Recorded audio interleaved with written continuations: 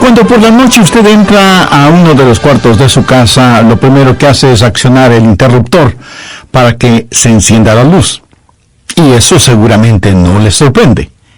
Ahora, si al accionar el interruptor nada sucede, usted no dice, ajá, como lo sospeché, esta electricidad es un fracaso. No, usted no dice eso. Lo más seguro es que usted decida averiguar qué sucede. Pueden ser varias las causas por las que la luz no se enciende.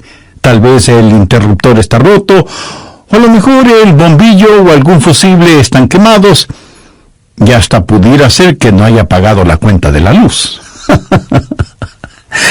Usted no puede decir simplemente que la electricidad ha fallado, así que no debe sorprenderse cuando Dios contesta las oraciones.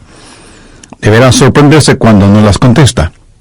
Y nunca diga que la oración es una pérdida de tiempo. Usted puede decir, algo no está bien. ¿Por qué Dios no ha contestado mi oración?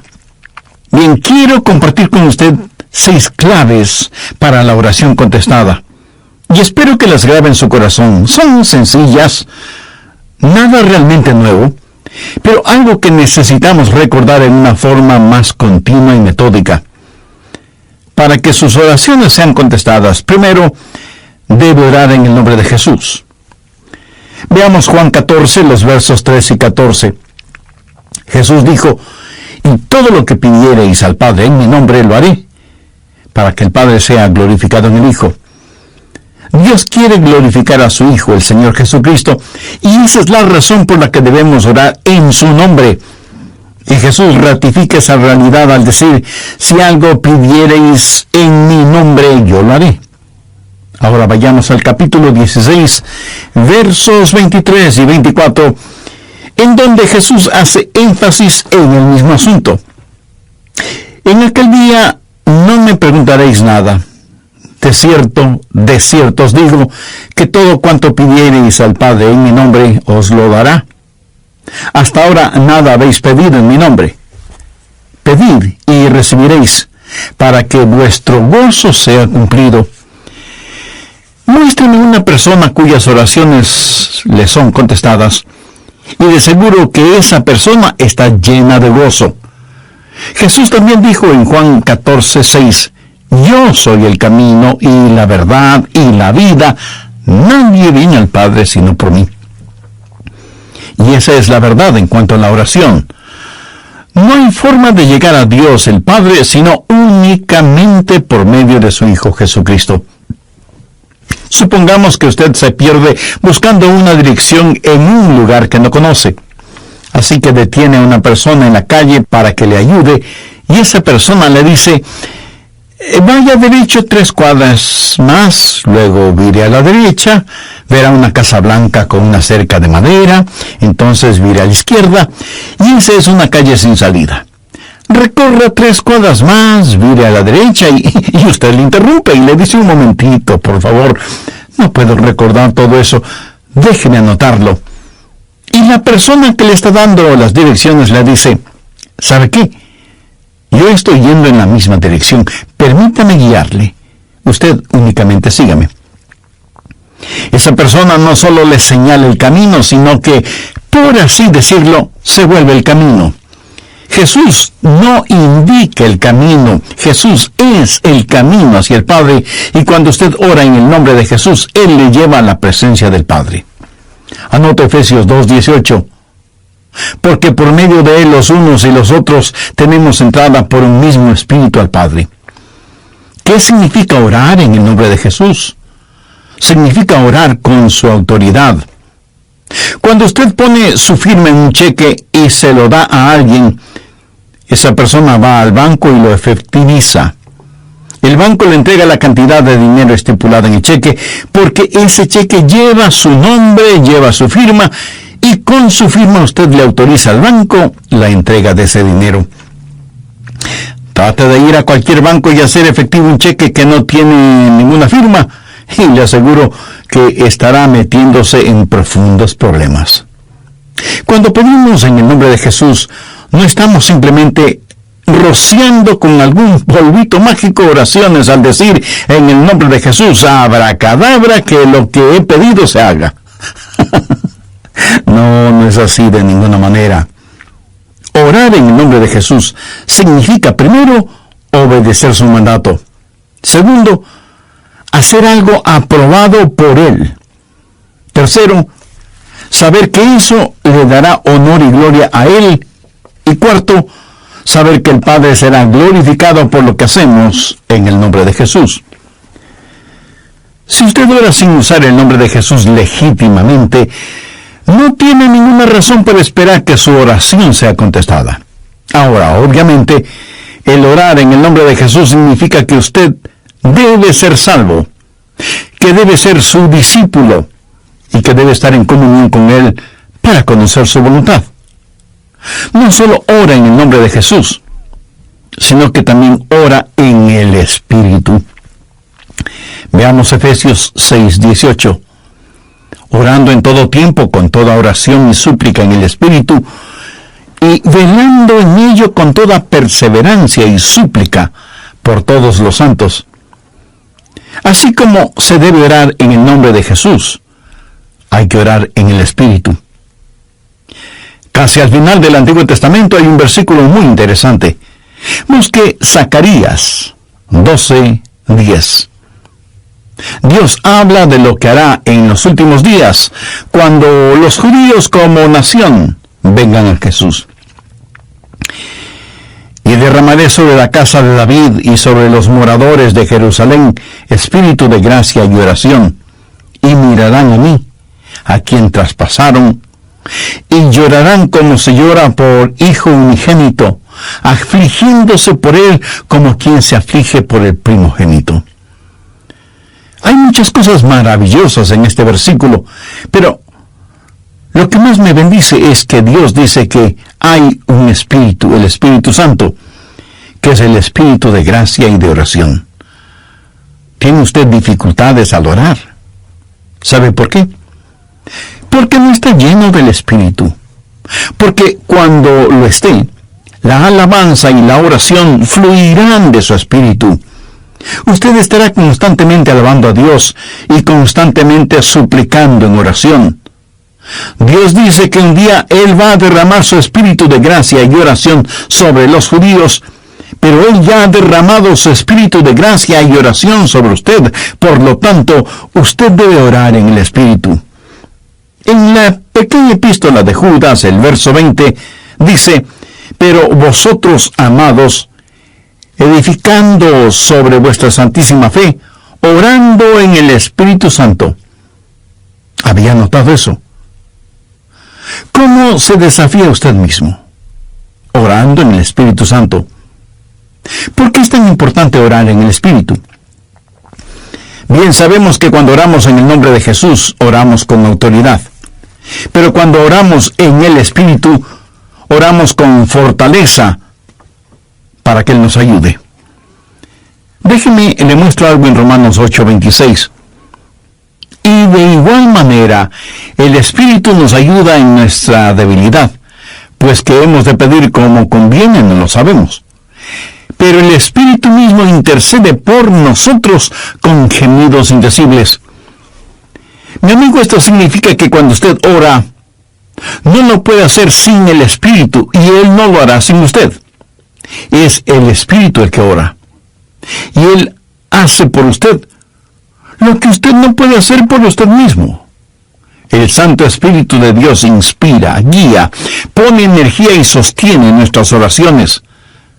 Nuestro espíritu humano es débil, y aunque el Espíritu esté dispuesto, nuestra carne es débil. Por lo tanto, el Espíritu Santo nos ayuda en nuestra debilidad. No hay ninguno de nosotros que alguna vez no haya dicho, fallé en mi vida de oración. Ojalá pudiera orar más. ¿Por qué no puedo hacerlo? Le diré por qué no oramos más. Francamente, porque somos débiles. Pero nuestra debilidad no debe convertirse en incapacidad, sino más bien en fortaleza, porque la Biblia dice que cuando somos débiles, somos fuertes. Si aprendemos a depender en el Espíritu Santo, quien nos ayuda en nuestras debilidades, inspirándonos, guiándonos y capacitándonos. Más aún, Él nos ayuda en nuestra ignorancia. Pues ¿qué hemos de pedir como conviene? No lo sabemos. ¿Alguna vez ha pensado en eso? Estuve una vez en una conferencia bíblica en Dallas. Al finalizar la conferencia, 2 jóvenes estudiantes se me acercaron y uno de ellos me preguntó: «Pastor, ¿usted ora?». Le respondí que sí. Entonces me dio una pequeña tarjeta diciéndome: «Aquí están nuestros nombres. Somos estudiantes en el seminario. Por favor, ore por nosotros». Yo les agradecí y puse esa tarjetita en mi Biblia. He orado por esos estudiantes, pero no creo que lo haya hecho en forma regular. No porque ellos no me importen, pero una asignación de oración es más que 2 nombres en una tarjeta. Si tuviera que orar por todos quienes me piden que ore por ellos, ni las 24 horas del día serían suficientes, se lo aseguro. Esa es la verdad. Si usted trata de orar por todos y por todo, su oración, en vez de ser un caudaloso río, se convertirá en un estancado pantano. La oración, para que sea poderosa, tiene que ser canalizada. Cuando alguien me dice que está orando por mí, me siento increíblemente bendecido. Y hay hermanos que me dicen que oran por mí diariamente, y doy gracias a Dios que muchos oran por mí. Pero me entristece la realidad de que hay millones de seres humanos por los cuales nadie ora. Ahora escúcheme. Yo no deseo estar en la lista de oración de alguien, a menos que el Espíritu Santo haya puesto primero mi nombre en el corazón de la persona que dice que ora por mí. Y cuando usted está orando por otras personas en forma individual, muchas veces no sabrá cómo orar por ellos. Por ejemplo, su tía Rosita está enferma, y usted ora: «Señor, restaura la salud de tía Rosita». ¿Cómo sabe que Dios no está preparando a tía Rosita para llevársela al cielo? Y usted ora para que tía Rosita todavía se quede en la tierra, mientras que, de acuerdo a Juan 17:24, Jesús ora y dice: «Padre, aquellos que me has dado, quiero que estén donde yo estoy». ¿Dónde está Jesús? En el cielo. ¿Dónde está la tía Rosita? Todavía en la tierra. En las reuniones de oración, más se ora para que la gente sea sanada que lo que se ora para que la gente sea salvada. Parece que estamos más interesados en mantener a los salvos fuera del cielo que a los perdidos fuera del infierno. No sabemos orar como debemos orar. Cuando Saulo perseguía a los seguidores de Cristo, antes de que fuera el apóstol Pablo, me pregunto qué oraba la iglesia en relación con Saulo. Si yo hubiera vivido en esa época, seguro que hubiera orado: «Señor, mira cómo este Saulo nos persigue. Elimínalo, evapóralo, Señor, haz algo con él». Y ciertamente, Dios hizo algo con él, pero no precisamente como se lo pedimos. Dios lo transformó en el poderoso apóstol Pablo. A veces no sabemos ni lo que pedimos. Por eso el Espíritu Santo, que intercede por nosotros, dice: «Señor, esto es lo que Adrián está pidiendo, pero esto es lo que en realidad necesita».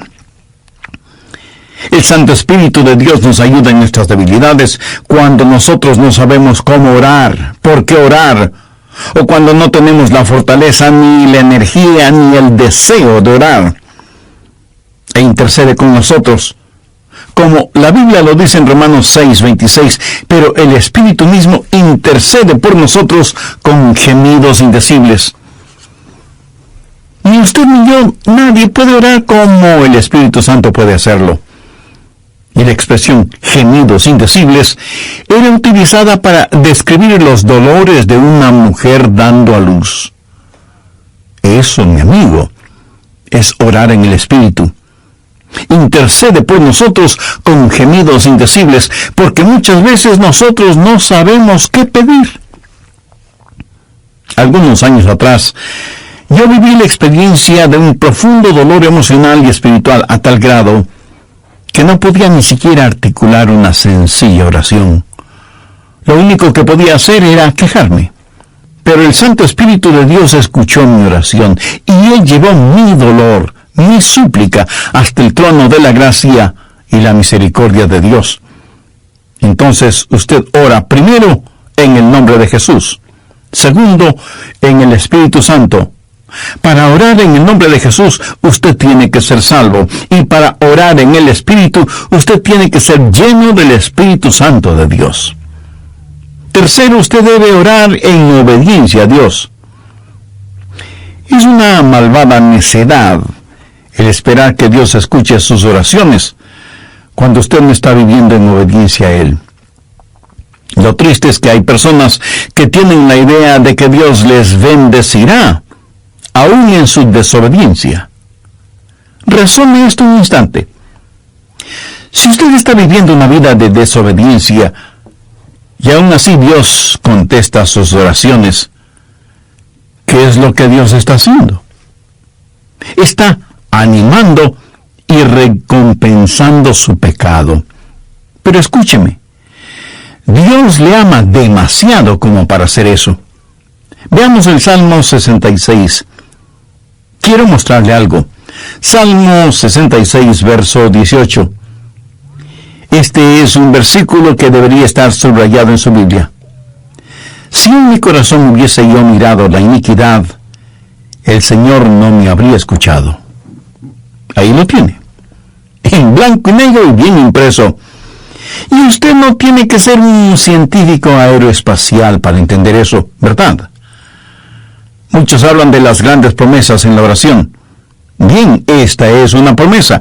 Si en mi corazón hubiese yo mirado la iniquidad, el Señor no me habría escuchado.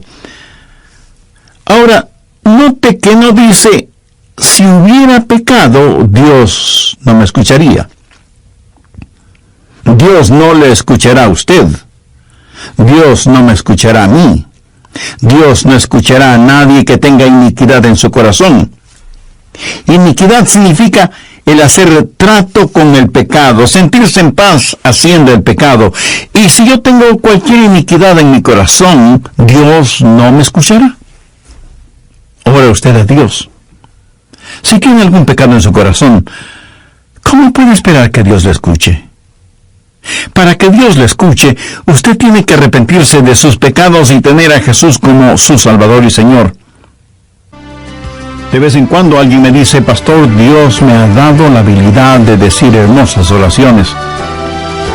Y si Dios mismo me ha dado esa habilidad, quiero decir que Él está impresionado con mis oraciones.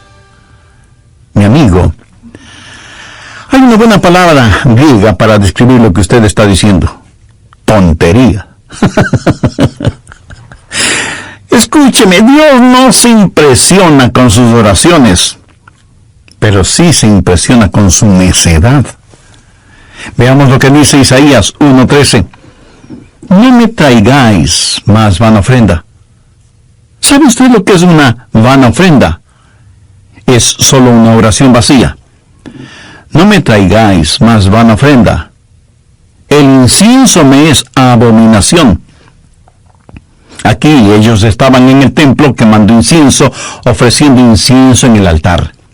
No me traigáis más vana ofrenda, el incienso me es abominación, luna nueva y día de reposo, el convocar asambleas, no lo puedo sufrir, son iniquidades vuestras fiestas solemnes. ¿Qué es lo que Dios está diciendo aquí? Que todo lo que ellos hacían como parte de su religión, Él lo detestaba.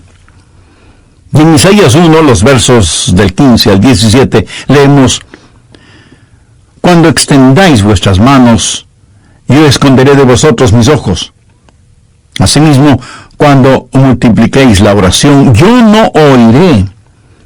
Llenan están de sangre vuestras manos, lavaos y limpiaos, quitad la iniquidad de vuestras obras de delante de mis ojos, dejad de hacer lo malo, aprended a hacer el bien, buscad el juicio, restituid al agraviado, haced justicia al huérfano, amparad a la viuda. Veamos ahora Isaías 59:1. He aquí que no se ha cortado la mano de Jehová para salvar, ni se ha agravado su oído para oír.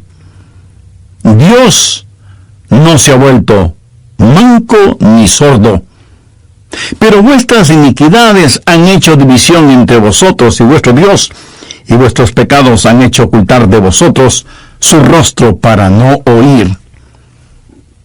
¿Ha leído alguna vez algo del libro de Esdras? Vayamos al capítulo 9, verso 6.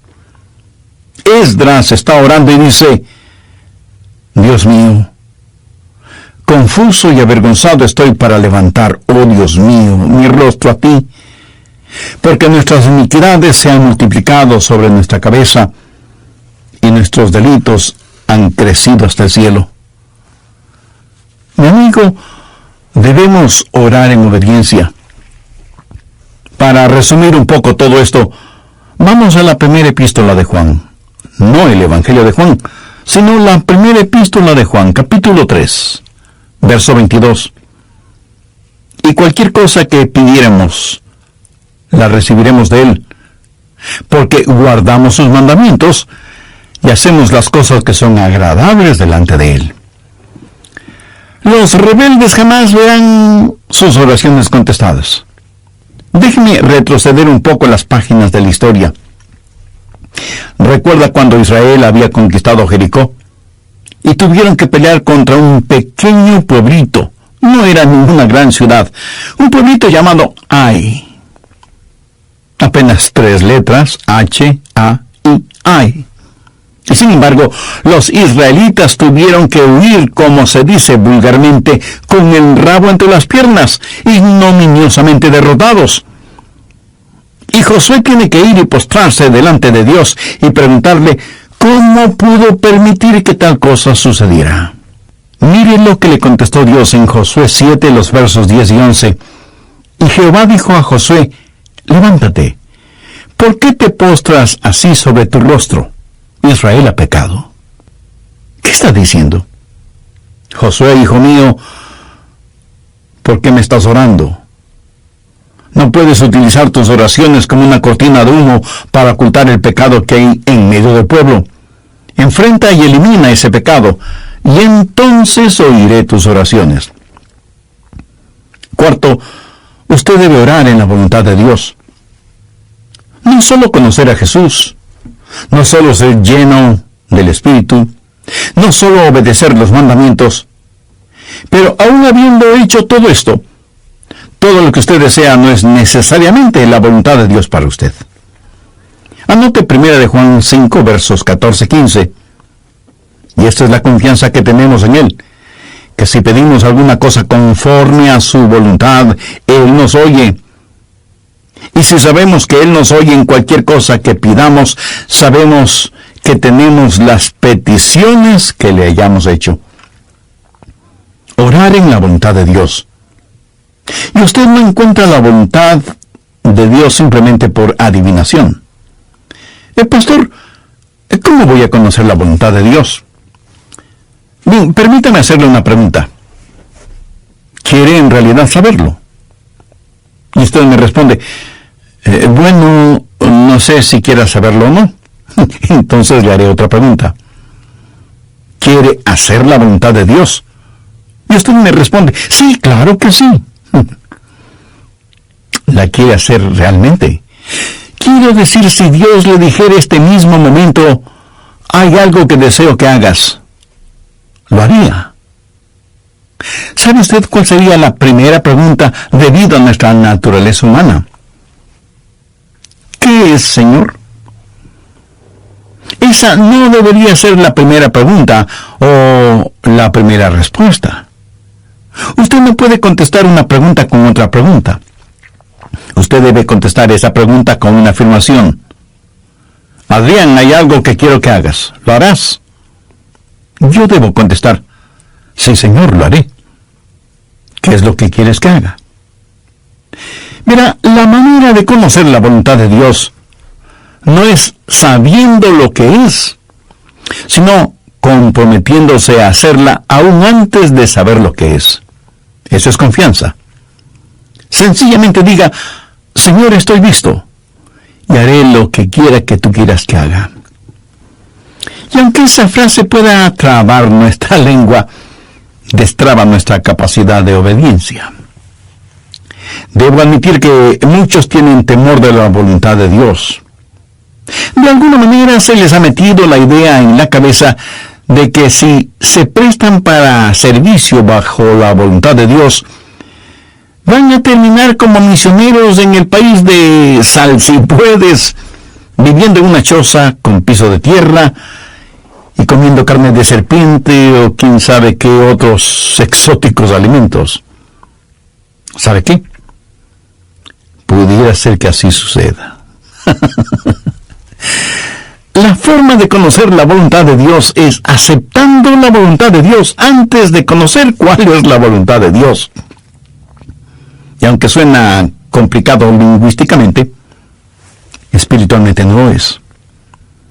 Pero usted me dice: pastor, quiero más detalles. Muy bien, le voy a dar más detalles. La voluntad de Dios es buena, perfecta y aceptable. Y si piensa que esto lo digo porque soy muy inteligente, pues siento desilusionarle. Veamos qué dice Romanos 12, versos 1 y 2. Así que, hermanos, os ruego por las misericordias de Dios, que presentéis vuestros cuerpos en sacrificio vivo, santo, agradable a Dios, que es vuestro culto racional. No os conforméis a este siglo, sino transformaos por medio de la renovación de vuestro entendimiento, para que comprobéis cuál sea la voluntad de Dios, agradable y perfecta. Usted no necesita saber nada más que esto. La voluntad de Dios es buena, agradable y perfecta. Preséntese usted mismo como un sacrificio vivo y santo delante de Dios, y usted, sin ninguna sombra de duda, conocerá y comprobará que la voluntad de Dios es siempre buena, agradable y perfecta. La oración no es para manipular la voluntad de Dios, para que se amolde a la suya. Es descubrir la voluntad de Dios y meterse de cabeza en ella. Pero escúcheme con atención. En última instancia, usted no encuentra la voluntad de Dios.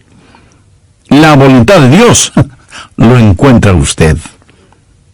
Cuando su corazón está bien con Dios, usted presenta su cuerpo como un sacrificio vivo y rehúsa el ser amoldado por el sistema y los valores del mundo, para más bien ser transformado, renovado en su mente y empezar a pensar los pensamientos de Cristo y, por lo tanto, tener la capacidad de orar en la voluntad de Dios. Quinto, orar en comunión con los creyentes. Por favor, busque el Evangelio de Marcos, capítulo 11, los versos 25 y 26. Y cuando estéis orando, perdonad si tenéis algo contra alguno, para que también vuestro Padre que está en los cielos os perdone a vosotros vuestras ofensas. Porque si vosotros no perdonáis, tampoco vuestro Padre que está en los cielos os perdonará vuestras ofensas. Mi amigo, no se olvide que un pecado no perdonado es la más formidable barrera contra la oración. Tantas personas se preguntan por qué sus oraciones no son contestadas cuando están guardando tremendos resentimientos en su corazón. Le pregunto, ¿ese resentimiento, ese enojo, vale la pena tenerlo?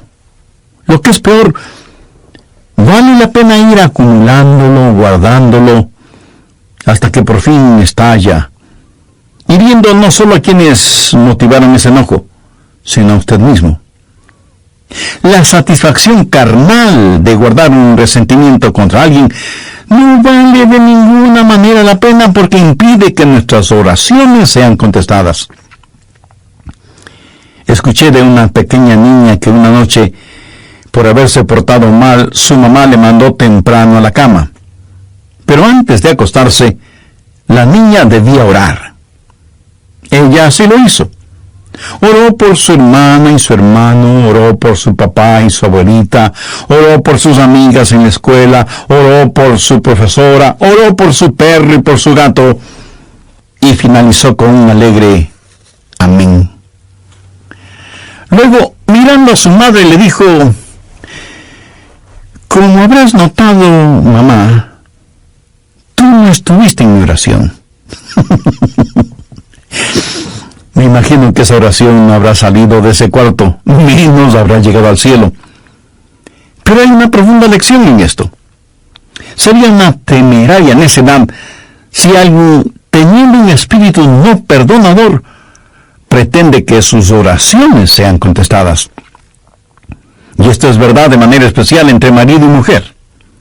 En 1 de Pedro 3:7 leemos: vosotros maridos igualmente, vivid con ella sabiamente, dando honor a la mujer como a vaso más frágil y como a coherederas de la gracia de la vida.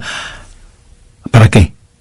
Para que vuestras oraciones no tengan estorbo. Muchos esposos y esposas, aun siendo creyentes, viven como perros y gatos, son como palo y piedra, y aún así se preguntan por qué sus oraciones no son contestadas. Sexto, usted debe orar en fe. En Mateo 21:22 leemos: y todo lo que pidiereis en oración, creyendo, lo recibiréis. Por favor, subrayen en su Biblia la palabra creyendo. Ore creyendo, y todo vendrá. Ore dudando, y nada tendrá. ¿Alguna vez has dicho: Dios, yo creo, cuando en realidad no creía? Muchos piensan que el decir que creen les será contado como si en verdad creyeran. Estaban mintiendo, ellos lo sabían, y Dios también lo sabía. ¿Alguna vez ha orado sabiendo que Dios escuchaba sus oraciones y recibió una respuesta de Dios? Verá, la fe es también un regalo de Dios. La fe no es algo que usted guarde en su bolsillo o en su cartera para gastarla en cualquier cosa que se le antoje. Usted no puede tener fe para nada fuera de la voluntad de Dios, porque Dios no da fe para nada que esté fuera de su voluntad. Y usted no puede tener ninguna fe a menos que Dios se la dé. Y no faltará quien pregunte: ¿por qué no tengo más fe? Si usted pone en práctica lo que he compartido en este estudio bíblico, le puedo asegurar que descubrirá que la fe está ahí. Cuando usted ora en el nombre de Jesús, cuando usted ora en el Espíritu Santo, cuando usted ora en obediencia y en comunión, cuando ora en la voluntad de Dios, la fe está ahí. Pero si estos elementos espirituales no están ahí, tampoco estará la fe. Ustedes, esposos, han tenido alguna vez un argumento, y si me dice que no, con toda mi cariñosa cortesía le diré que son mentirosos. Cuando marido y mujer tienen un argumento y no lo solucionan, y luego se arrodillan para orar por su hijito enfermo, ¿no se sienten espiritualmente enfermos? ¿No sienten que están actuando hipócritamente? Saben que sus oraciones no se elevarán ni un centímetro del piso y por lo tanto jamás llegarán al cielo. No tienen ninguna fe como para que sus oraciones sean contestadas. Cuando sus corazones sean justos, puros y limpios, y palpiten al mismo compás espiritual, entonces tendrán fe. Y al tener fe, esa fe será el combustible para transportar su oración hasta el trono de la gracia de Dios. George Mueller, de Bristol, Inglaterra, fue un gran siervo de Dios y un poderoso hombre de fe. Él tenía un diario personal en el cual anotaba todas las instancias de oraciones contestadas y llegó a registrar 25,000 oraciones contestadas, algunas de ellas increíblemente milagrosas, imposibles de explicarlas, aparte de la intervención de Dios. Alguna vez alguien le preguntó a George Mueller, ¿cuál es el secreto para que las oraciones sean contestadas? ¿Sabe cuál fue su respuesta? Tenga fe en Dios. Tenga fe en Dios. Ahora, yo no creo que él dijo tenga fe en Dios, sino que dijo tenga fe en Dios. Mira, en realidad no es una gran fe la que necesitamos, sino que necesitamos tener fe en un gran Dios. Fe no es solo un sentimiento positivo, ni el que usted se vuelva frenético o fanático, sino tener la absoluta confianza de que Dios hará lo que usted le ha pedido, si ese pedido está encuadrado dentro de los parámetros de la voluntad de Dios. Los discípulos le dijeron a Jesús, Señor, enséñanos a orar. Y ese debe ser nuestro pedido también, para que Dios nos ayude a ser hombres y mujeres de oración. Hay algo en nosotros que se resiste a orar. Preferimos ocuparnos en cualquier otra cosa en vez de orar. Y eso se debe a nuestra naturaleza carnal y pecaminosa.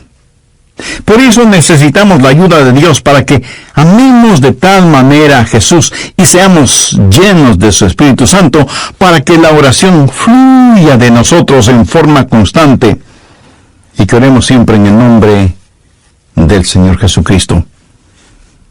¿Han notado con qué facilidad podemos pasar horas haciendo deportes o realizando nuestros pasatiempos favoritos o simplemente mirando programas en la televisión? Pero ¿qué trabajo nos cuesta invertir unos minutos en la oración? La oración eficaz, mi estimado amigo, debe ser un acto intencional de nuestra voluntad. No debemos acercarnos al trono de la gracia en forma casual, sino en forma totalmente intencional. Seguramente entre quienes me escuchan habrá quienes, a pesar de ser religiosos, este asunto de la oración es muy secundario en sus vidas. Ahora, si usted aún no es salvo, mayor razón para que ore a Dios. Lo puede hacer este mismo momento diciendo con sus propias palabras algo como la siguiente oración. Dios eterno, reconozco que soy una persona que no me ha acercado a ti en oración, sino en raras ocasiones. Reconozco también que soy pecador, que estoy perdido y que necesito ser salvo para tener la seguridad de ir al cielo cuando me llames a tu presencia. Señor Jesús, creo que eres el Hijo de Dios y que entregaste tu vida y derramaste tu sangre en la cruz para, por medio de tu sacrificio, pagar la deuda de mis pecados, perdonarme, limpiarme y salvarme. No sé si mi fe es grande o pequeña, pero con la fe que tengo este momento te invito a que vengas a mi corazón y seas mi Salvador y mi Señor. Toma el control total de mi vida y ayúdame a ser la clase de persona que tú quieres que sea. Ayúdame a ser un testigo fiel de tu gracia y misericordia hasta el momento en que me llames a tu presencia. Lo pido en tu santo nombre. Amén.